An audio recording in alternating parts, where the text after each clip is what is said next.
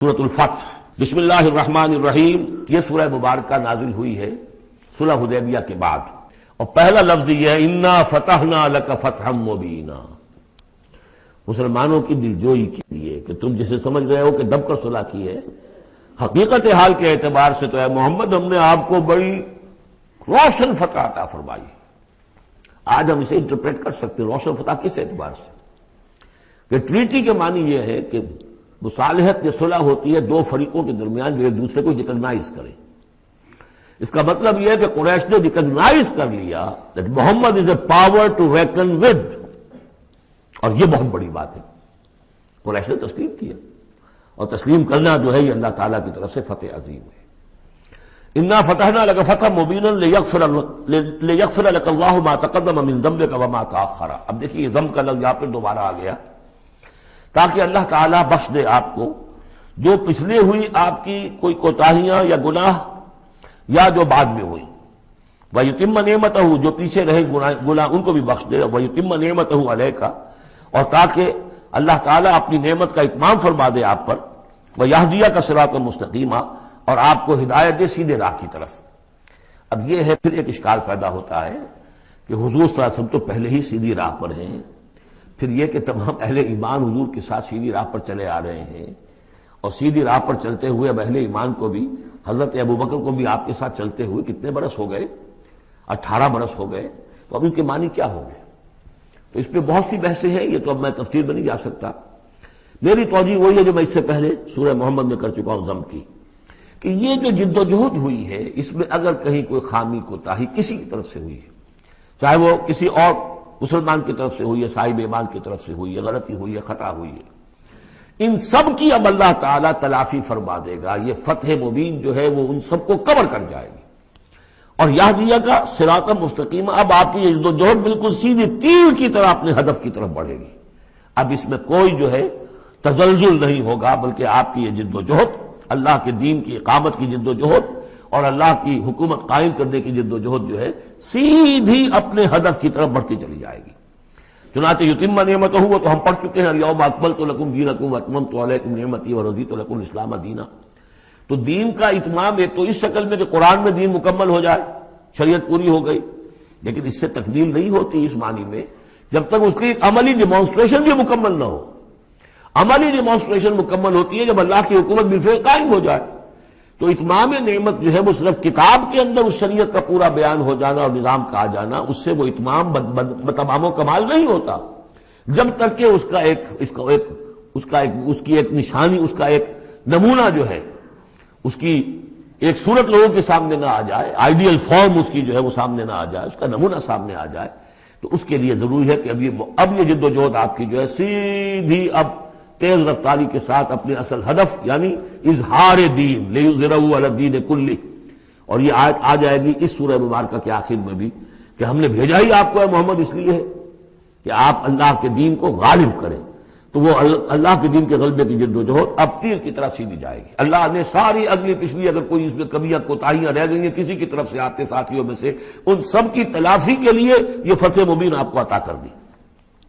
وَيَنْصُرَكَ اللَّهُ نَصْرًا عَزِيزًا اور اللہ آپ کی مدد کرے گا ایسی مدد کہ جس کے لیے کوئی شکست نہ ہو، بڑی زبردست مدد۔ هُوَ الَّذِي أَنزَلَ السَّكِينَةَ فِي قُلُوبِ الْمُؤْمِنِينَ لِيَزْدَادُوا إِيمَانًا مَعَ إِيمَانِهِمْ، وہی ہے کہ جس نے اہل ایمان کے دلوں میں سکینت نازل کر دی تاکہ ان کے ایمان میں اور اضافہ ہو جائے، تاکہ وہ اور اضافہ کر لیں اپنے ایمان میں، جتنا ایمان ہے اس سے اور بڑھ کر۔ وَلِلَّهِ جُنُودُ السَّمَاوَاتِ وَالْأَرْضِ۔ اب ظاہر بات ہے کہ اس میں ایک تو کیفیت یہ تھی کہ جو انہیں سکون حاصل تھا کہ وہ تیار تھے سب اپنی جانیں دینے کے لیے، اس کے لیے بھی ایک سکون قلب کے اندر اللہ تعالیٰ نے ان کے پیدا کیا تھا، تبھی تو وہ اس کے لیے آمادہ ہوئے۔ پھر یہ کہ ان کے اندر نظم اور ضبط کا یہ عالم کہ کوئی ایک شخص بھی حق میں نہیں تھا کہ یہ صلح یہاں اس وقت ہو، لیکن محمد رسول اللہ ان کی اطاعت، اس کا سب سے بڑا ٹیسٹ وہاں ہوا ہے۔ اور یہ بات جو میں کہہ رہا ہوں شاید بعض حضرات کو عجیب لگی، کوئی ایک شخص بھی نہیں تھا اس کے حق میں۔ اس کی دلیل کیا ہے؟ اس کی دلیل یہ ہے کہ جب حضور نے جب صلح ہو گئی مکمل، آپ نے فرمایا مسلمان اٹھو، احرام کھول دو اور یہی قربانیاں دے دو۔ کوئی نہیں اٹھا، ایک بھی نہیں اٹھا۔ دوسری مرتبہ کہا آپ نے اٹھو بھائی، اب ہو گیا بات، بس جو ہو گئی اب یہی احرام کھول دو، کوئی نہیں اٹھا۔ تیسری دفعہ کوئی نہیں اٹھا۔ آپ دلگیر ہو کر، دل گرفتہ ہو کر اپنے خیمے میں چلے گئے۔ ام سلمہ رضی اللہ تعالیٰ عنہ ام المومنین آپ کے ساتھ تھی، ان سے جا کر کہا، میں نے 3 مرتبہ مسلمانوں سے کہا ہے کہ اٹھو اور احرام کھول دو، کوئی نہیں اٹھ رہا۔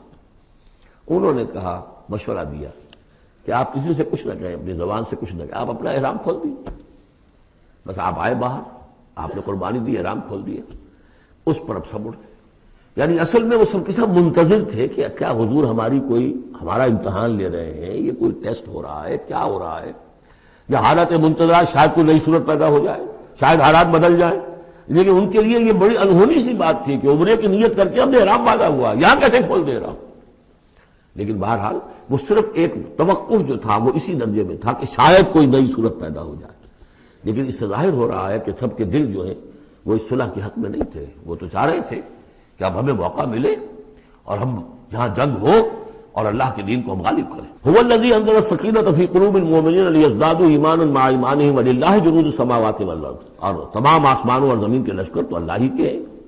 وکان اللہ علیما حکیما، اللہ سب کو جاننے والا اور کمال حکمت والا ہے۔ لیدخل المؤمنین والمؤمنات جنات تجری من تحتها الانہار خالدین فیہا، تاکہ وہ داخل کرے اہل ایمان مردوں اور عورتوں کو ان باغات میں جن کے دامن میں ندیاں بہتی ہوں گی، جن میں وہ ہمیشہ ہمیشہ رہیں گے۔ وَيُكَفِّرْ عَنْهُمْ سَيِّئَاتِهِمْ، اور دور کر دے ان سے ان کی برائیوں کو۔ وَكَانَ ذَلِكَ عِندَ اللَّهِ فَوْزًا عَظِيمًا، اور یقیناً یہی شے ہے اللہ کے نزدیک بڑی کامیابی۔ وَيُعَذِّبُ الْمُنَافِقِينَ وَالْمُنَافِقَاتِ وَالْمُشْرِكِينَ وَالْمُشْرِكَاتِ الظَّانِّينَ بِاللَّهِ ظَنَّ السَّوْءِ، یہ الفاظ بہت مشابہ ہیں سورہ احزاب کی آخری آیات کے، اور سورہ احزاب جو ہے آپ کو معلوم ہے سن 5 میں نازل ہوئی، اور یہ سن 6 میں نازل ہو رہی ہے، تو زمانہ جو ہے قریب کا ہے۔ اور اللہ سزا دے اور عذاب دے منافق مردوں اور منافق عورتوں کو، اور مشرک مردوں اور مشرک عورتوں کو، کہ جو اللہ کے بارے میں بہت برے گمان رکھتے ہیں۔ علیہم دائرۃ السوء، اصل میں تو ان کے اوپر ہے مسلط برائی کا دائرہ۔ وغضب اللہ علیہم، اور اللہ غضبناک ہوا ہے ان پر۔ وَلَعَنَهُمْ، اللہ نے ان پر لعنت فرمائی ہے۔ وَأَعَدَّ لَهُمْ جَهَنَّمَ، اور ان کے لیے تیار کیا ہوا جہنم کو، وَسَاءَتْ مَصِيرًا، اور وہ بہت بری جگہ ہے لوٹنے کی۔ وَلِلَّهِ جُنُودُ السَّمَاوَاتِ وَالْأَرْضِ، آسمان اور زمین کے لشکر کل کے کل اللہ ہی کے اختیار میں ہیں۔ وَكَانَ اللَّهُ عَزِيزًا حَكِيمًا، اللہ زبردست ہے اور حکیم ہے۔ پہلے آیا تھا عَلِيمًا حَكِيمًا، اب عَزِيزًا حَكِيمًا۔ إِنَّا أَرْسَلْنَاكَ شَاهِدًا وَمُبَشِّرًا وَنَذِيرًا، اے نبی ہم نے بھیجا ہے آپ کو شاہد بنا کر، وہی شاہد گواہی دینے والا۔ یہاں اپنے قول اور اپنے عمل سے اللہ کے دین کی گواہی دی۔ قیامت میں کھڑے ہو کر عدالت میں پروزیکیوشن وٹنس کی حیثیت سے کہیں گے، اے اللہ تیرا دین جو مجھ تک آیا تھا میں نے پہنچا دیا تھا، اب یہ ان کے ذمے ہے۔ فَكَيْفَ إِذَا جِئْنَا مِنْ كُلِّ أُمَّةٍ بِشَهِيدٍ وَجِئْنَا بِكَ عَلَىٰ هَٰؤُلَاءِ شَهِيدًا، ہم نے آپ کو بھیجا ہے گواہ بنا کر اور بشارت دینے والا بنا کر اور خبردار کرنے والا بنا کر۔ لِتُؤْمِنُوا بِاللَّهِ وَرَسُولِهِ، تاکہ اے مسلمانوں تم ایمان رکھو اللہ پر اور اس کے رسول پر۔ وَتُعَزِّرُوهُ وَتُوَقِّرُوهُ، اور اللہ کے رسول کی تو تم مدد بھی کرو اور ان کی تعظیم کرو، توقیر کرو۔ وَتُسَبِّحُوهُ بُكْرَةً وَأَصِيلًا، اور اللہ کی تم تسبیح کرو صبح شام۔ یہاں دیکھیے اس آیت میں لِتُؤْمِنُوا بِاللَّهِ وَرَسُولِهِ، اللہ اور اس کے رسول دونوں پر ایمان رکھو۔ پھر رسول کے لیے وَتُعَزِّرُوهُ وَتُوَقِّرُوهُ، اور اللہ کے لیے وَتُسَبِّحُوهُ بُكْرَةً وَأَصِيلًا، اس کی تسبیح بیان کرو صبح شام۔ ان الذین یبایعونک انما یبایعون اللہ، یقیناً وہ لوگ جو اے نبی آپ سے بیعت کر رہے ہیں وہ حقیقت میں اللہ سے بیعت کر رہے ہیں۔ ید اللہ فوق ایدیہم، اللہ کا ہاتھ ان کے ہاتھوں کے اوپر ہے۔ فمن نکث فانما ینکث الی نفسہ، تو جو کوئی بھی اس بیعت کی خلاف ورزی کرے گا، اس کو توڑے گا، اس کا سارا وبال اسی کے اوپر ہوگا۔ ومن اوفی بما عاہد علیہ اللہ، اور جو پورا کر دے گا اس معاہدے کو جو اللہ سے کر رہا ہے، فسیؤتیہ اجرا عظیما، تو اللہ تعالیٰ اسے اجر عظیم عطا فرمائے گا۔ اس آیت کو اچھی طرح سمجھ لیجئے اور اس کا تعلق جوڑ لیجئے جو سورہ توبہ کی آیت نمبر 111 تھی۔ ان اللہ اشتری من المؤمنین انفسهم واموالهم بان لهم الجنہ یقاتلون فی سبیل اللہ فیقتلون ویقتلون وعدا علیہ حقا فی التوراۃ والانجیل والقرآن ومن اوفی بعہدہ من اللہ فاستبشروا ببیعکم الذی بایعتم بہ، اللہ نے اہل ایمان سے ان کی جانیں اور مال خرید لی ہے جنت کے عوض۔ یہ جو خرید و فروخت ہو گئی ہے یہ بیع ہو گئی ہے، بیع و شرع ہو گئی ہے۔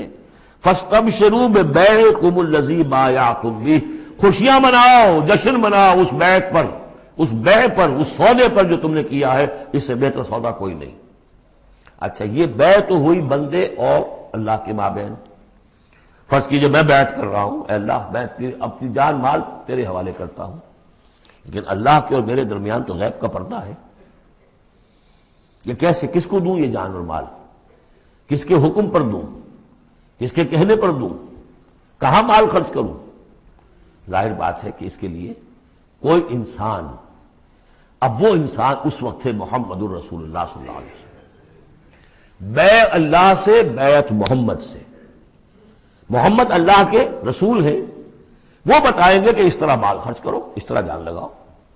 یہ وقت آ گیا ہے، جان لے کر میدان میں آ جاؤ، جان ہتھیلی پر رکھو میدان میں آ جاؤ.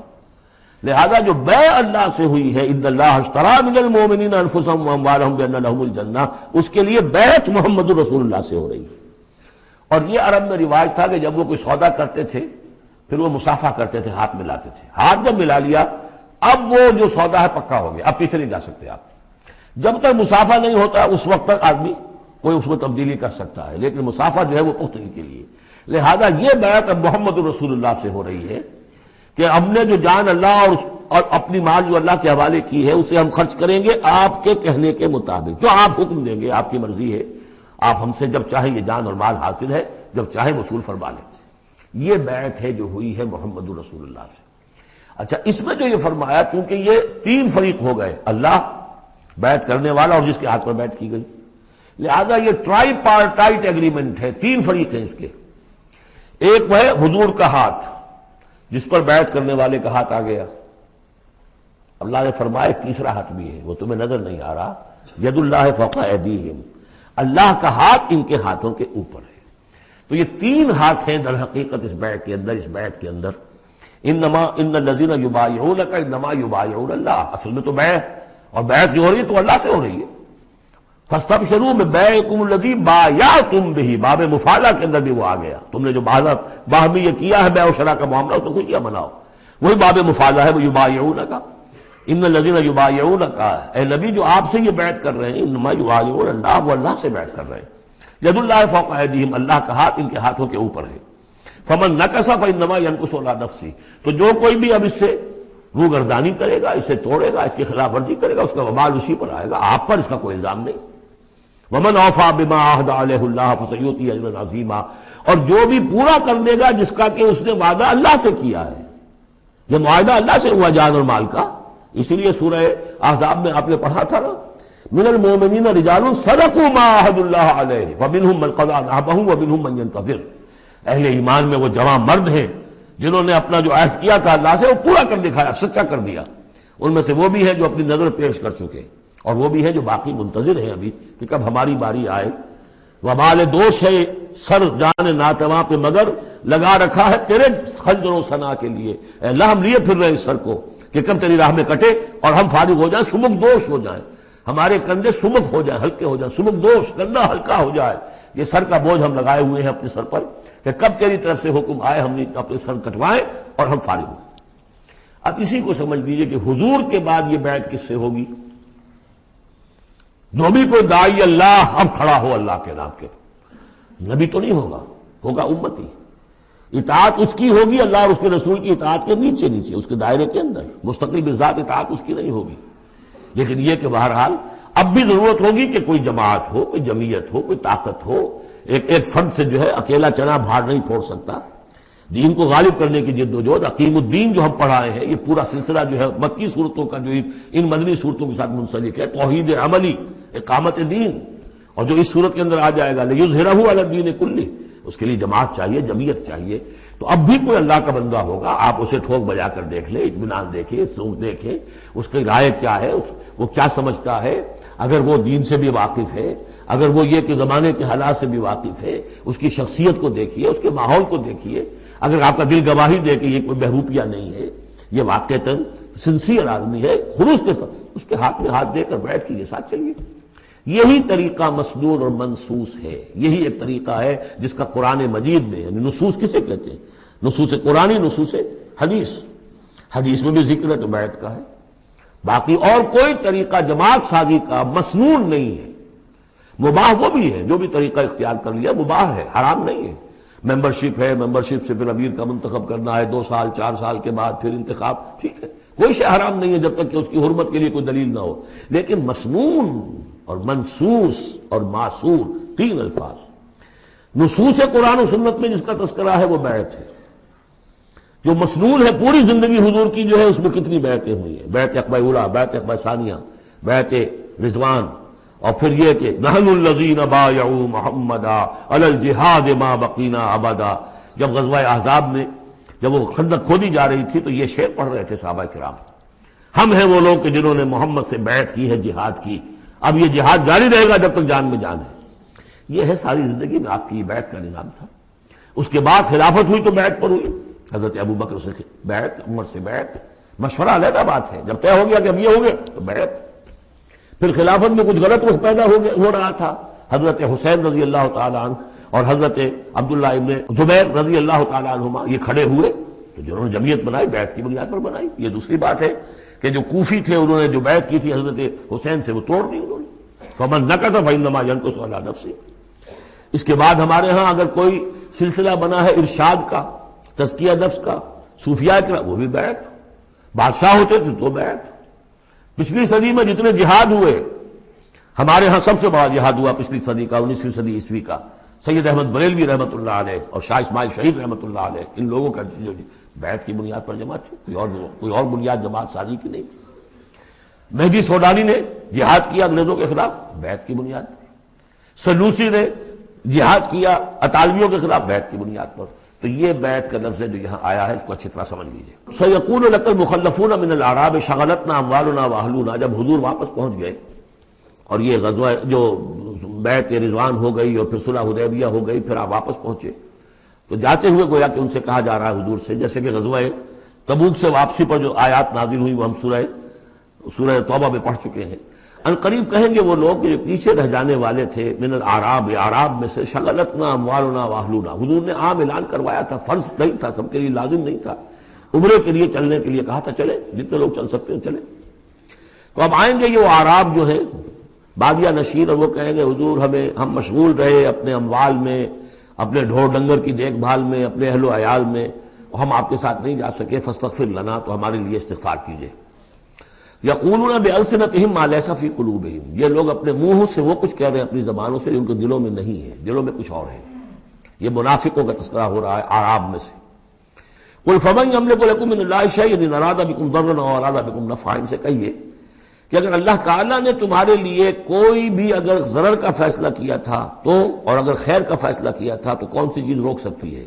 من یملک لکم من اللہ شیئا، کون ہے وہ کہ جو اختیار رکھتا ہو تمہارے بارے میں اللہ کی طرف سے کچھ بھی، اگر اس نے ارادہ کیا ہو ضرر کا، یعنی اگر کوئی خرابی ہونی تھی تو کیا تمہارے یہاں ہونے کی وجہ سے رک جانی تھی؟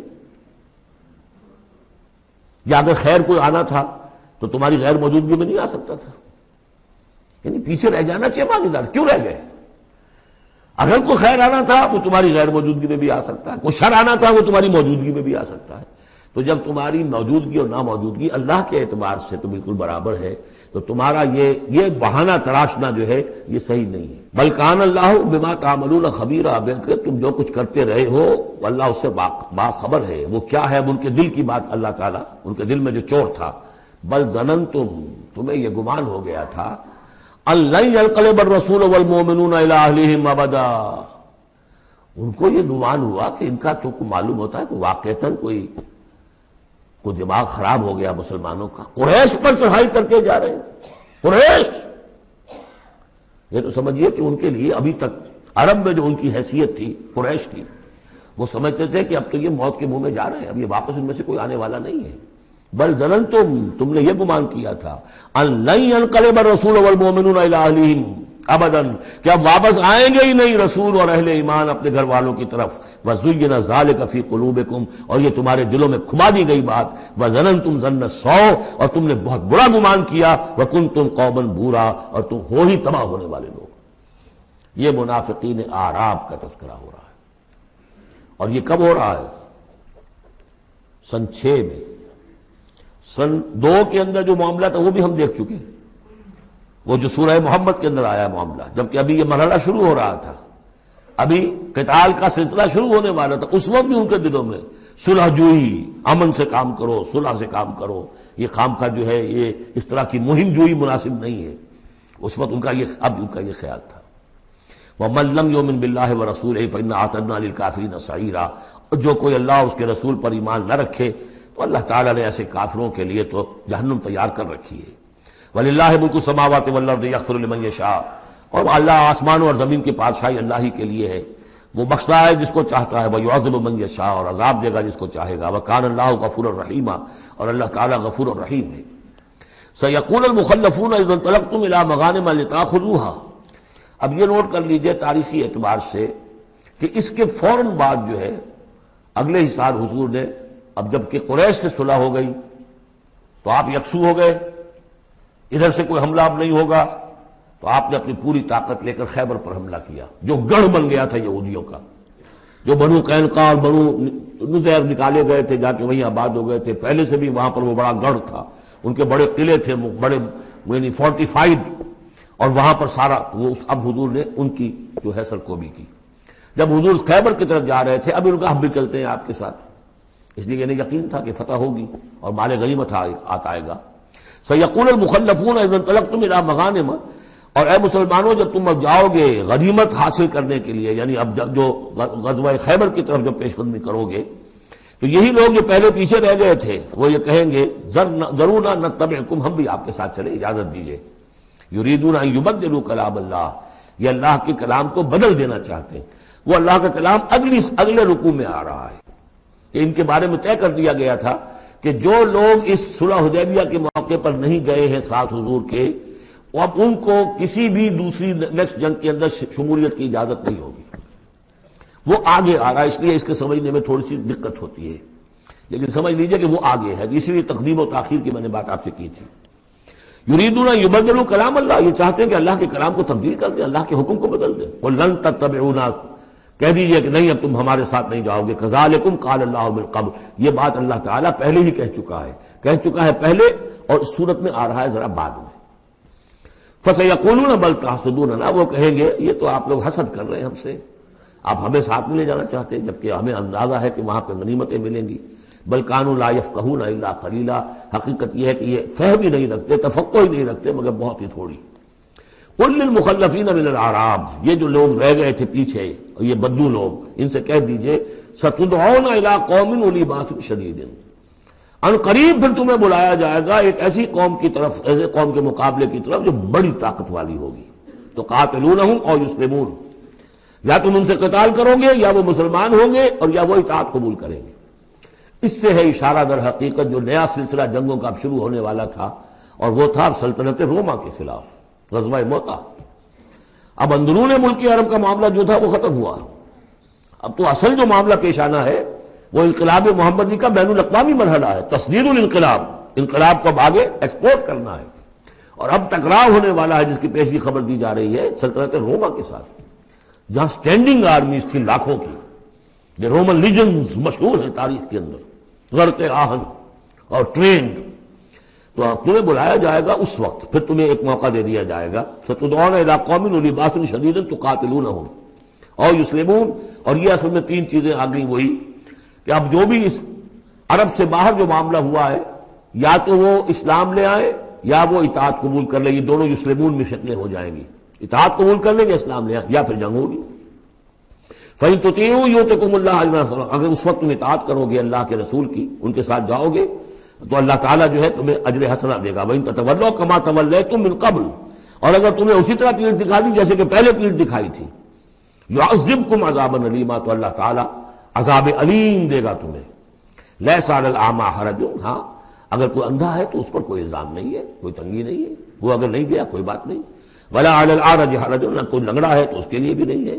وَلَا عَلَى الْمَرِيضِ حَرَجٌ، اسی طریقے سے کوئی بیمار ہے تو اس پر بھی کوئی اس کی باس پرس نہیں ہے۔ وَمَن يُطِعِ اللَّهَ وَرَسُولَهُ يُدْخِلْهُ جَنَّاتٍ تَجْرِي مِن تَحْتِهَا الْأَنْهَارُ، اور جو اللہ تعالیٰ اور اس کے رسول کی اطاعت کرے گا اللہ تعالیٰ اس کو داخل کرے گا ان باغات میں جن کے دامن میں ندیاں بہتی ہوں گی۔ وَمَن يَتَوَلَّى، اور جو کوئی پلٹ جائے، پیٹھ موڑ لے، يُعَذِّبْهُ عَذَابًا أَلِيمًا، اللہ تعالیٰ اسے عذاب علیم، دردناک عذاب دے گا۔ اب اس کے بعد یہ پہلے رکوع والا مضمون جو بیعت کا مضمون چل رہا تھا، وہی بیعت کا مضمون اب آگے یہاں چل رہا ہے۔ یہ بیچ والا جو ہے دوسرے رکوع کا مضمون، یہ اس کے بعد کا تھا، پہلے آ گیا۔ وہاں جو فرمایا تھا کہ ان الذین یبایعونک انما یبایعون اللہ، اب آگے چلیے، لقد رضی اللہ عن المؤمنین اذ یبایعونک تحت الشجرہ، اللہ راضی ہو گیا ان اہل ایمان سے جو آپ سے بیعت کر رہے تھے درخت کے نیچے، فعلم ما فی قلوبہم، تو اللہ تعالیٰ کے علم میں ہے جو کچھ ان کے دلوں میں تھا، اور اس وقت ذوق شہادت اور جوش جہاد تھا، ابھی وہ صلح کی بات تو ہوئی نہیں، وہ تو بیعت کر کے ہونے کے بعد ہوئی ہے۔ فانزل السکینۃ علیہم، اللہ نے ان پر سکینت، سکون، اطمینان نازل کر دیا۔ واصابہم فتحا قریبا، اور انہیں فتح دے دی بہت قریب، وہ فتح قریب وہی ہے، انا فتحنا لک فتحا مبینا، اس صلح کو کہا گیا کہ فوری طور پر انہیں فتح مل گئی۔ ومغانم کثیرۃ یاخذونھا، اور بہت سی غنیمتیں ہیں جو وہ اور جو لیں گے، حاصل کریں گے، وکان اللہ عزیزا حکیما، اور اللہ تعالیٰ زبردست ہے، حکمت والا۔ وعدکم اللہ مغانم کثیرۃ تاخذونھا، اے مسلمانوں اللہ کا تم سے وعدہ ہے بہت سی غنیمتیں تمہیں ملیں گی۔ فعجل لکم ہذہ، تو یہ تو تمہیں نقد دے دی ہے، فوری طور پر دے دی ہے یہ فتح جو تمہیں مل گئی ہے۔ وکف ایدی الناس عنکم، اور اللہ تعالیٰ نے روک لیا لوگوں کے ہاتھوں کو تم سے، لتکون آیۃ للمؤمنین، تاکہ یہ اہل ایمان کے لیے ایک نشانی بن جائے، وَيَهْدِيَكُمْ صِرَاطًا مُسْتَقِيمًا، اور اللہ تعالیٰ تمہاری رہنمائی فرمائے سیدھے راستے کی طرف، یعنی اب تمہاری جد و جہد جو ہے وہ تیر کی طرح سیدھی کامیابی کے آخری مراحل تک پہنچ جائے۔ وَأُخْرَىٰ لَمْ تَقْدِرُوا عَلَيْهَا، اور کچھ اور بھی فتحیں ہیں جن کا ابھی تک تمہیں جس پر قدرت حاصل نہیں ہوئی ہے، قد احاط اللہ بہا، اللہ تعالیٰ ان کا بھی احاطہ کیے ہوئے ہیں، یعنی یہ کہ اس کے فوراً بعد تمہیں ایک فتح ملے گی جو کہ خیبر کی ہوگی، کیونکہ یہ اس جو رکوع ہم نے دوسرا پڑھائے ہیں، تیسرا اس سے پہلے نازل ہوا ہے، اور یہ کہ پھر فتح مکہ ہونے والی ہے۔ اللہ تعالیٰ نے یہ تمام فتوحات جو اللہ کے تو علم میں ہے، اللہ کے نے ان کا احاطہ کیا ہوا ہے۔ وَقَالَ اللَّهُ عَلَىٰ كُلِّ شَيْءٍ قَدِيرٌ، اللہ ہر چیز پر قادر ہے۔ وَلَوْ قَاتَلَكُمُ الَّذِينَ كَفَرُوا لَوَلَّوُا الْأَدْبَارَ، اور اگر یہ کافر یعنی قریش مکہ تم سے جنگ کرتے تو لازماً پیٹ دکھا دیتے، پیٹ پھیر جاتے۔ ثم لا یجدون ولیا ولا نصیرا، اور پھر نہ پاتے اپنے لیے کوئی حمایتی، کوئی مددگار۔ سنت اللہ التی قد خلت من قبل، یہ اللہ کی وہ سنت ہے، اس کا دستور ہے، اس کا قانون ہے کہ جو پہلے سے چلا آ رہا ہے، یعنی یہ کہ اللہ تعالیٰ اپنے رسولوں کی مدد کرتا ہے۔ تو اب رسول کے ساتھ اگر وہ جنگ پر آمادہ ہو گئے ہوتے تو یقیناً ان کو پیٹھ دکھانی پڑتی اور شکست ان کا مقدر بنتی۔ سنت اللہ التی قد خلت من قبل وَلَن تَجِدَ لِسُنَّتِ اللَّهِ تَبْدِيلًا، اور نہیں پاؤ گے تم اللہ کی سنت اور اللہ کے دستور میں کوئی تبدیلی۔ وَهُوَ الَّذِي كَفَّ أَيْدِيَهُمْ عَنْكُمْ وَأَيْدِيَكُمْ عَنْهُمْ بِبَطْنِ مَكَّةَ، وہی ہے جس نے روک لیے ان کے ہاتھ تمہاری طرف بڑھنے سے اور تمہارے ہاتھ ان کی طرف بڑھنے سے، بِبَطْنِ مکہ، بیچ شہر مکے کے، یعنی مکے کی وادی میں اور مکے کے شہر میں اگر یہ جنگ ہوتی اور یہ خونریزی ہوتی، مِن بَعْدِ أَنْ أَسْفَرَكُمْ عَلَيْهِمْ، اور یہ اللہ نے روک دیا اس کے بعد کہ اللہ نے تمہیں ان پر فتح دے دی تھی، یعنی کہ واقعتاً دل میں قریش شکست کھا چکے تھے، وہ سمجھ گئے تھے کہ ہمارے لیے مقابلہ ممکن نہیں ہے، ورنہ وہ صلح کبھی نہ کرتے۔ ان کے لیے تو یہ چیز گویا کہ بڑی موت سے بھی بڑھ کر جو تھی بھاری تھی کہ مسلمان جو ہے ان کے ساتھ ہم صلح کریں، انہیں تسلیم کر لیں، اور پھر یہ بھی طے کریں کہ اگلے سال آپ آئیے اور ہم 3 دن کے لیے یہ پورا مکہ خالی کر دیں گے، آپ یہاں جس طرح چاہیں عمرہ کریں۔ یہ شرط بھی اس میں شامل تھی اگلے سال، لیکن اس سال آپ کو جانا پڑے گا، ہماری ناک جو ہے اتنی نہ کٹے کہ اسی سال آپ عمرہ کر لیں، لیکن یہ ہے کہ بہرحال آئندہ آپ آئیں گے۔ تو اس کے بعد کہ اللہ نے تمہیں ان پر فتح دے دی تھی۔ وَكَانَ اللَّهُ بِمَا تَعْمَلُونَ بَصِيرًا، اور جو کچھ تم کر رہے ہو اللہ اسے دیکھ رہا ہے۔ هُمُ الَّذِينَ كَفَرُوا وَصَدُّوكُمْ عَنِ الْمَسْجِدِ الْحَرَامِ، وہی لوگ ہیں، یعنی ان کے جرائم کا تذکرہ ہو رہا ہے جنہوں نے کفر کیا تو اور تمہیں روکے رکھا مسجد حرام تک جانے سے۔ وَالْهَدْيَ مَعْكُوفًا أَن يَبْلُغَ مَحِلَّهُ، اور ہدی کے جو جانور لے کے گئے تھے مسلمان احرام کے ساتھ ساتھ، وہ ہدی کے جانور تھے کہ کعبے کے لیے نیاز کے یہ جانور ہیں، وہ رکے ہوئے تھے کہ وہ اپنی اصل جگہ پر یبلغ محلہ، کہ اس کا اصل مقام تو یہ تھا کہ کعبے جائیں، وہاں پر ان کا چڑھاوا چڑھایا جائے اور ان کی قربانی دی جائے، لیکن یہ کہ وہ رکے ہوئے تھے کہ وہاں تک نہیں پہنچ سکتے تھے۔ لیکن یہ اللہ نے کیوں ہاتھ روک لیے، ان کے ہاتھ تم سے، تمہارے ہاتھ ان سے کیوں روک لیے، جنگ کیوں نہیں ہونے دی، اس کی حکمت اب آ رہی ہے۔ وَلَوْلَا رِجَالٌ مُؤْمِنُونَ وَنِسَاءٌ مُؤْمِنَاتٌ، اگر نہ ہوتے مرد مومن اور عورتیں مومنات، لم تعلموہم، جنہیں تم نہیں جانتے تھے، ان تطؤوہم، اندیشہ تھا کہ تم انہیں بھی پیس ڈالتے، یعنی جب جنگ ہوتی ہے، بھٹی گرم ہو جاتی ہے، اس وقت تو تحقیق و تفتیش مشکل ہوتی ہے۔ اب وہ مسلمان کے جو ہجرت نہیں کر سکے، ان میں ضعفاء بھی تھے، ان میں مریض بھی تھے، ان میں عورتیں بھی تھیں جن کے لیے ممکن ہی نہیں تھا، جیسا کہ ہم سورہ نساء میں پڑھ چکے ہیں کہ جن کے لیے بالکل ممکن ہی نہیں تھا، اللہ تعالیٰ نے ان کو معاف کر دیا تھا، ہجرت نہیں کر رہے تب بھی اللہ ان سے مواخذہ نہیں کرے گا۔ تو اب وہ لوگ بھی موجود تھے مکے کے اندر، اب اگر یہ چکی چلتی تو پھر تو یہ پیس ڈالتی ان کو بھی۔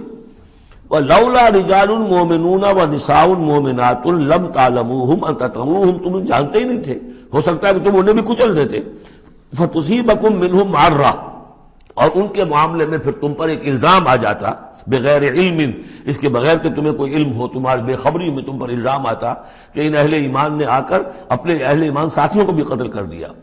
لیدخل اللہ فی رحمتہ، اللہ نے اسی لیے روک دیا اس جنگ کو اس وقت اور تمہیں فتح دے دی صلح کی شکل میں، تاکہ اللہ تعالیٰ داخل کرے اللہ تعالیٰ اپنی رحمت میں جس کو چاہے۔ وَلَوْ تَزَيَّنُوا لَعَذَّبْنَا الَّذِينَ كَفَرُوا مِنْهُمْ عَذَابًا أَلِيمًا، اگر وہ علیحدہ ہو چکے ہوتے، یعنی مسلمان اہل ایمان مرد اور عورتیں جو ہیں جو ابھی تک مقیم ہیں یہاں پر، اگر وہ یہاں سے نکل چکے ہوتے، علیحدہ ہو چکے ہوتے، تو پھر باقی یہاں صرف کفار رہ گئے ہوتے، تو ہم اسی وقت لَعَذَّبْنَا الَّذِينَ كَفَرُوا مِنْهُمْ عَذَابًا أَلِيمًا، تو ان کافروں کو ہم ابھی وہ بدترین عذاب کا مزہ چکھا دیتے۔ اس جعل الذین کفروا فی قلوبہم الحمیۃ حمیۃ الجاہلیہ، جب کافروں نے اپنے دلوں کے اندر ایک حمیت جو ہے، ایک بڑی غیرت اور حمیت کا معاملہ، لیکن وہ حمیت جاہلی تھی کہ ہم لوگ، اور کیسے ممکن ہے کہ ہم انہیں یہاں پر عمرہ کرنے دیں، یہ لوگ کہ جو بے دین ہو گئے، ان کے اعتبار سے تو بے دین تھے، جو ہم اپنے آبا و اجداد کے دین کو چھوڑ گئے، تو وہ جو نسل پرستی اور قوم پرستی ان میں تھی، اور آبا پرستی تھی، اور اپنی روایت پرستی تھی، اس کے بنا پر حمیت جاہلیت ان کے دلوں کے اندر اتنی کوٹ کوٹ کر بھری ہوئی تھی۔ اس جعل الذین کفروا فی قلوبہم الحمیۃ حمیۃ الجاہلیہ، انہوں نے حمیت جاہلی کو اپنے دلوں کے اندر راسخ کر لیا تھا۔ فانزل اللہ سکینتہ علی رسولہ وعلی المؤمنین، اللہ تعالیٰ نے اپنا طرف سے سکون نازل فرما دیا اپنے رسول پر صلی اللہ علیہ وسلم اور اہل ایمان پر، وَأَلْزَمَهُمْ كَلِمَةَ التَّقْوَىٰ، اور اللہ تعالیٰ نے ان پر لازم کر دیا تقویٰ کی بات کو، یعنی اللہ تعالیٰ نے تقویٰ کو ان پر لازم کر دیا۔ وَكَانُوا أَحَقَّ بِهَا، یقیناً وہ تقویٰ کے زیادہ حقدار بھی ہیں، وَأَهْلَهَا، اور واقعتاً تقویٰ کے اہل ہیں، ان کے اندر تقویٰ موجود ہے۔ وَكَانَ اللَّهُ بِكُلِّ شَيْءٍ عَلِيمًا، اور یقیناً اللہ تعالیٰ ہر چیز کا علم رکھتا ہے۔ لَقَدْ صَدَقَ اللَّهُ رَسُولَهُ الرُّؤْيَا بِالْحَقِّ، اب ایک شبہ کا ازالہ ہو رہا ہے کہ کچھ لوگوں کو یہ خیال پیدا ہوا ہوگا کہ رسول کا تو خواب بھی سچا ہوتا ہے اور وحی کے درجے میں ہے۔ حضور نے ہمیں فرمایا تھا کہ میں نے خواب دیکھا ہے کہ ہم عمرہ کر رہے ہیں تو چلو، اور یہاں ہم عمرہ نہیں کر سکے تو رسول کا خواب جھوٹا ہو گیا۔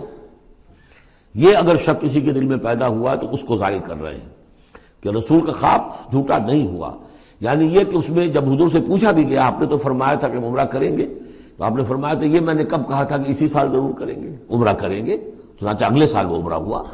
سن 7 میں اسے عمرہ قضا کہتے ہیں، جو صلح حدیبیہ میں طے ہو گیا تھا کہ اگلے سال آپ آئیے عمرہ کیجئے، تو عمرہ قضا جو ہے یہ عمرہ چونکہ رہ گیا تھا، درمیان میں ہی بند ہو گیا، تو عمرہ قضا، اس عمرے کی قضا اگلے سال جو ہے سن 7 میں آپ نے دی، اور 3 دن تک قریش نے مکے کو خالی کر دیا، پہاڑوں پر چڑھ گئے، اور مسلمان 3 دن تک مکے کے اندر مقیم رہے، انہوں نے اپنے اطمینان سے عمرہ ادا کیا۔ تو فرمایا لقد صدق اللہ رسولہ الرؤیا بالحق، اللہ نے بالکل سچا دکھایا خواب اپنے رسول کو، اس میں قطعاً کسی جھوٹ کا شائبہ نہیں۔ لَتَدْخُلُنَّ الْمَسْجِدَ الْحَرَامَ إِنْ شَاءَ اللَّهُ آمِنِينَ مُحَلِّقِينَ رُؤُوسَكُمْ وَمُقَصِّرِينَ لَا تَخَافُونَ، تم اے مسلمانوں لازماً داخل ہوگے مسجد حرام میں انشاءاللہ پورے امن کے ساتھ، آمنین بے کھٹکے، محلقین رؤوسکم ومقصرین، اپنے سروں کو حلق بھی کراؤ گے اور قصر بھی کراؤ گے، سر منڈوا دینا احرام کھولتے ہوئے یہ گویا کہ حلق ہے، اور چھوٹے بال کر دینا یہ قصر ہے۔ تو محلقین رؤوسکم ومقصرین لا تخافون، اور تمہیں کوئی اندیشہ نہیں ہوگا، یعنی جو ہو گیا اگلے سال کہ بالکل مکہ خالی، کوئی اندیشہ نہیں، کوئی مٹ بھیڑ نہیں، کسی طرف سے کوئی تانا نہیں، کوئی بری بات بھی سننے میں نہیں آئی، اور وہ سب لوگ جو ہے وہ رہے اپنے پہاڑوں کے اوپر۔ فعلم ما لم تعلموا، تو اللہ جانتا ہے جو تم نہیں جانتے، فجعل من دون ذلك فتحا قریبا، تو اس کے بعد اللہ تعالی نے ایک بڑی فتح رکھی ہے قریب، یعنی یہ کہ اس کے فوراً بعد اس سے ورے، اس لیے کہ اس عمرہ قضا سے پہلے فتح خیبر ہوئی ہے، اور بہت جو مغانم کا تذکرہ ہو رہا ہے اس میں جو غنیمت آئی ہے بہت نمایاں، وہ غزوہ خیبر کی ہے۔ ایک تو یہ کہ یہودیوں کا گڑھ تھا، بہت مالدار تھے، پھر یہاں سے جو گئے تھے 2 قبیلے نکل کر گئے تھے، وہ بھی اکثر ان میں سے وہیں آباد ہو گئے تھے، تو وہ ان کی بڑی جمعیت تھی وہاں پر، اور یہودی ویسے مالدار ہوتے ہیں، تو وہاں پہ جو غنیمت ملی ہے مسلمانوں کو، اس کے طرف اشارہ ہو رہا ہے۔ اللہ تعالیٰ نے اس سے پہلے کہ تم عمرہ قضا ادا کرو اور جب تم داخل ہوگے مسجد حرام، اس سے پہلے جو ہے اللہ تعالیٰ تمہیں فتح دے گا، نصیب کرے گا۔ اب وہ آیت آ گئی، هو الذی ارسل رسولہ بالہدی ودین الحق لیظہرہ علی الدین کلہ، یعنی یہ جو سلسلہ اب جا رہا ہے، صراط مستقیم، سیدھا راستہ، کس منزل کی طرف جا رہا ہے؟ دنیا میں مسلمانوں تمہاری جد و جہد کی منزل کیا ہے؟ اللہ کے دین کا غلبہ، اس لیے کہ ہم نے اپنے رسول کو بھیجا ہی اس کام کے لیے۔ یہ سورہ توبہ میں آیت ہم پڑھ چکے ہیں، فرق صرف یہ ہے کہ وہاں پر تھا هو الذی ارسل رسولہ بالہدی ودین الحق لیظہرہ علی الدین کلہ ولو کرہ المشرکون، یہاں آخری حصہ ہے وکفی باللہ شہیدا۔ لیکن سورہ توبہ والی آیت جوں کی توں پھر سورہ صف میں آ جائے گی، وہ بھی اب زیادہ دور نہیں رہی ہے، وہ بھی ہم جلدی پڑھیں گے۔ تو اللہ نے تو بھیجا ہے اپنے رسول کو صلی اللہ علیہ وسلم الہدا دے کر، یعنی قرآن حکیم جو ہدایت کاملہ ہے۔ هو الذی ارسل رسولہ بالہدی ودین الحق، اور دین حق دے کر بھیجا ہے۔ یہ دین کی بات کیجئے، اب دیکھیے، الدین ان اقیم الدین، اللہ کے دین کو قائم کرو۔ ام لہم شرکاء شرعوا لہم من الدین ما لم یأذن بہ اللہ، کیا ان کے شریکوں نے بھی کوئی دین دیا ہے انہیں؟ اللہ نے انہیں دین حق دیا ہے، اور دین حق اس لیے دیا ہے کہ اسے غالب کرے کل کے پورے نظام زندگی کے اوپر، پورے نظام زندگی پر۔ وہی ہے جس نے بھیجا ہے اپنے رسول کو صلی اللہ علیہ وسلم بالہدا، ہدایت دے کر، قرآن دے کر، ودین الحق، اور سچا دین، حق دین، عادلانہ نظام زندگی دے کر، لیظہرہ علی الدین کلہ، تاکہ وہ غالب کرے اسے کل کے کل نظام زندگی پر، وکفی باللہ شہیدا، اور کافی ہے اللہ مدد کے لیے۔ عام طور پر ترجمہ یہاں پر گواہ کا کیا گیا ہے، آپ نے دیکھا ہوگا، لیکن یہاں اس لفظ شہید کا مطلب جو مدد کے ہے۔ اس کے لیے یہ کہ نوٹ کیجئے جو سورہ بقرہ کے 30 رکوع میں آیا تھا، فَإِن كُنتُمْ فِي رَيْبٍ مِّمَّا نَزَّلْنَا عَلَىٰ عَبْدِنَا فَأْتُوا بِسُورَةٍ مِّن مِّثْلِهِ وَادْعُوا شُهَدَاءَكُم مِّن دُونِ اللَّهِ إِن كُنتُمْ صَادِقِينَ، بلا لو اپنے مددگاروں کو اللہ کے سوا اگر تم سچے ہو۔ تو چونکہ اصل میں شہیدہ کے معنی تو ہے حاضر ہونا، شہیدہ یشہدو، کسی کی موجودگی اور حاضری، جو موجود ہوتا ہے وقوع پر وہی صحیح گواہی دینے کا اہل ہے، اس لیے اس کے معنی گواہی کے پیدا ہو گئے، اور جو موجود ہو وہی آپ کی مدد بھی کر سکتا ہے، اس لیے اس کے معنی مددگار کے بھی ہیں۔ آپ کا کوئی دوست ہے، بڑا آپ کا بہی خواہ ہے، لیکن جب آپ پر کوئی ستم ہو رہا تھا، ظلم ہو رہا تھا، زیادتی ہو رہی تھی، وہ موجود ہی نہیں تھا بیچارہ، وہ کیا کرے گا؟ آپ کی مدد نہیں کر سکتا۔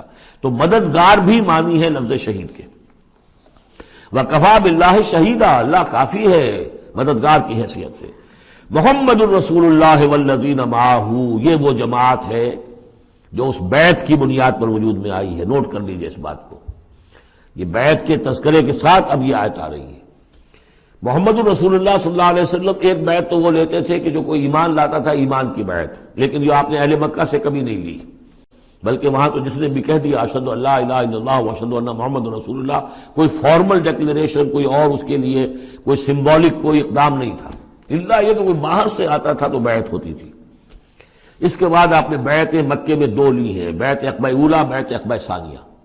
اور بیعت عقبہ ثانیہ کی بیعت وہ ہے کہ جس سے اب وہ ایک جماعتی شکل بنی ہے، اس لیے کہ اس کے الفاظ کیا ہیں، متفق علیہ روایت ہے، یہ بخاری اور مسلم دونوں میں، راوی اس کے حضرت عبادہ بن ثابت رضی اللہ تعالی عنہ۔ وہ بیعت کیا تھی؟ بایعنا رسول اللہ صلی اللہ علیہ وسلم علی السمع والطاعۃ فی العسر والیسر والمنشط والمکرہ وعلی عثرۃ علینا وعلی لا ننازل امر اہلہ وعلی ان نقول بالحق اینما کنا لا نخاف فی اللہ لومۃ لائم۔ ہم نے بیعت کی تھی اللہ کے رسول سے کہ آپ کا ہر حکم سنیں گے اور مانیں گے، اطاعت کریں گے، فی العسر والیسر، خواہ مشکل ہو اور خواہ آسانی ہو، والمنشط والمکرہ، خواہ ہماری طبیعت آمادہ ہو، خواہ ہمیں اپنی طبیعتوں پر جبر کرنا پڑے، وعلی عثرۃ علینا، خواہ ہم پر دوسروں کو ترجیح دی جائے، ہم کبھی نہیں کہیں گے کہ ہم آپ کے پرانے ساتھی ہیں، آپ نے بالکل ایک نووارد کو ہمارے اوپر امیر کیسے مقرر کر دیا، نہیں، اٹس یور پریروگیٹو، یہ آپ کا اختیار ہوگا، جس کو آپ چاہیں امیر بنائیں۔ وعلی اللہ ننازل امر اہلہ، جنہیں آپ والی امر بنا دیں گے، امیر بنا دیں گے، ان سے بھی ہم جھگڑیں گے نہیں، ان سے تعاون کریں گے، ان کی اطاعت کریں گے۔ جیسے کہ ایک اور حدیث میں حضور نے فرمایا، من اطاعنی فقد اطاع اللہ ومن عصانی فقد عصی اللہ، جس نے میری اطاعت کی اس نے اللہ کی اطاعت کی، اور جس نے میری نافرمانی کی اس نے اللہ کی نافرمانی کی۔ ومن اطاع امیری فقد اطاعنی، جس نے میرے مقرر کردہ امیر کی اطاعت کی اس نے میری اطاعت کی۔ ومن اطاع امیری فقط ومن عصا امیری فقط عصانی، جس نے میرے مقرر کردہ امیر کی نافرمانی کی اس نے میری نافرمانی کی۔ اب ظاہر بات ہے جب جماعتی زندگی ہوتی ہے تو ایک ہی امیر نہیں ہوتا، اب ایک فوج ہے، ایک سپہ سالار ہے، لیکن اور چھوٹے چھوٹے جو اس کے حصے ہیں، میمنہ پر کوئی اور ہے، میسرہ پر کوئی اور ہے، اب قلب پر کوئی اور ہے، چھوٹے چھوٹے کمانڈرز بھی تو ہیں، چھوٹی سی کمپنی ہے، پلاٹون ہے، پھر بٹالین ہے، بٹالین سے اوپر ریجیمنٹ ہے، ہر جگہ پر جو ہے اس کے جو آفیسرز موجود ہیں، جو کمانڈرز موجود ہیں، ان سب کا سلسلے وار سب و طاعت کا نظام اگر نہیں ہوگا تو وہ فوج کہاں ہوئی؟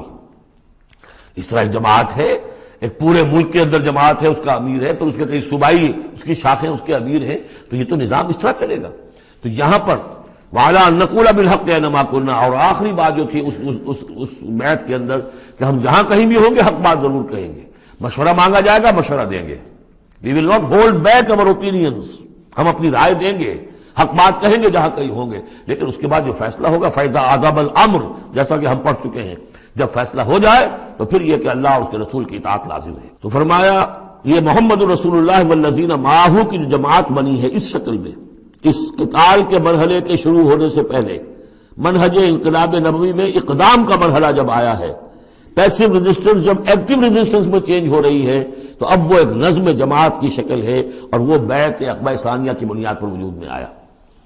محمد رسول اللہ والذین معہ اشداء علی الکفار رحماء بینہم، اللہ کے رسول، یہ اس میں دو طرح ترجمے اس کے کیے جاتے ہیں، محمد اللہ کے رسول ہیں، یہ ایک جملہ پورا ہو گیا، والذین معہ اشداء علی الکفار رحماء بینہم، اور جو ان کے ساتھ ہیں وہ کافروں پر بہت بھاری ہیں اور آپس میں بہت رحم دل ہیں۔ اور ایک ترجمہ یہ بھی ہے کہ محمد رسول اللہ والذین معہ، یہ سب مل کر مبتدا بنی، اللہ کے رسول محمد اور جو ان کے ساتھ ہیں ان سب کی شان یہ ہے کہ اشداء علی الکفار رحماء بینہم، وہ کفار کے حق میں بڑے سخت ہیں لیکن آپس میں بہت رحم دل ہے، رحیم ہے، شفیق ہے۔ یہ ہم پڑھ چکے ہیں سورہ مائدہ میں بھی، اذلۃ علی المؤمنین اعزۃ علی الکافرین، اہل ایمان کے حق میں وہ بہت ہی نرم خو ہو، حلقہ یاراں تو بریشم کی طرح نرم، رزم حق و باطل ہو تو فولاد ہے مومن۔ یہ شان جو ہے بندہ مومن کی قرآن مجید میں دو جگہ آئی ہے۔ تراہم رکعا سجدا یبتغون فضلا من اللہ ورضوانا، تم دیکھو گے ان کو کبھی سجدے میں گرے ہوئے ہوں گے اور کبھی رکوع کر رہے ہوں گے، وہ اپنے رب کے فضل کے متلاشی رہتے ہیں ہر دم ہر آن، اور اللہ کی رضا چاہتے ہیں۔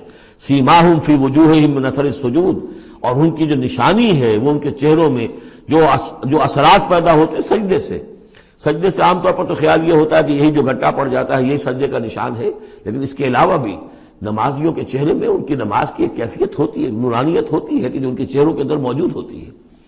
ذالک مثلہم فی التوراۃ، یہ ہے ان کی مثال اور تمثیل جو تورات میں آئی تھی، وہ مثلہم فی الانجیل، اور انجیل میں جو ان کی مثال دی گئی تھی وہ یہ ہے کزرع اخرج شطأہ، جیسے ایک کھیتی وہ اپنا پٹھا نکالتی ہے، فآزرہ، پھر اسے گاڑھا کرتی ہے، فاستغلظ، اور فاستوى، اس کو مضبوط کرتی ہے اور پھر اسے گاڑھا کرتی ہے، فاستوى علی سوقہ، پھر اپنی نال پر کھڑی ہو جاتی ہے۔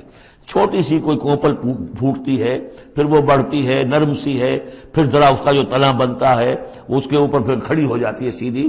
یہ جس طریقے سے درجہ بدرجہ یہ جو زراعت ہو رہی ہے، یہ کھیتی ہو رہی ہے، اس کا نتیجہ کیا نکلتا ہے؟ یعجب الزراع، جو زراعت کرنے والا ہے، جو کاشتکار ہے اسے بڑی بھلی لگتی ہے، آیا آج دیکھا اپنی کھیتی کو اپج آئی ہے، نکل آئی ہے، اس کے بعد یہ کیا بڑھ رہی ہے، پک رہی ہے، اب کھیتی لہرا رہی ہے، اس کے اوپر سٹے آ گئے ہیں۔ یعجب الزراع لیغیظ بہم الکفار، تاکہ اس سے دل جلے کافروں کا۔ اب یہاں اس سے واضح ہو گیا یہاں زراع کون ہے؟ یہ کھیتی صحابہ کرام کی کھیتی ہے جو پھل رہی ہے، پھول رہی ہے، اور اس کا کاشتکار کون ہے؟ محمد الرسول اللہ صلی اللہ علیہ وسلم۔ تب حضور کے ساتھ آپ کو معلوم ہے کہ جب انتقال ہوا ہے ابو طالب کا تو بمشکل 125 آدمی تھے، 150 آدمی تھے۔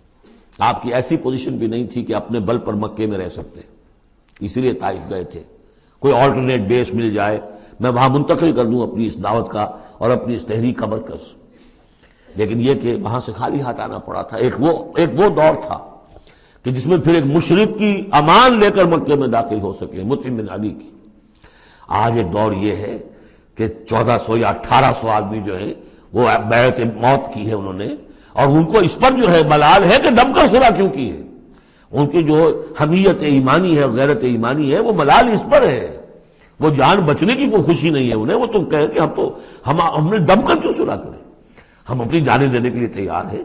کھیتی جو ہے اپج رہی ہے، تو فرمایا کزرع اخرج شطأہ فآزرہ فاستغلظ فاستوى على سوقه يعجب الزراع ليغيظ بهم الكفار وعد الله الذين آمنوا وعملوا الصالحات منهم مغفرة واجرا عظیما۔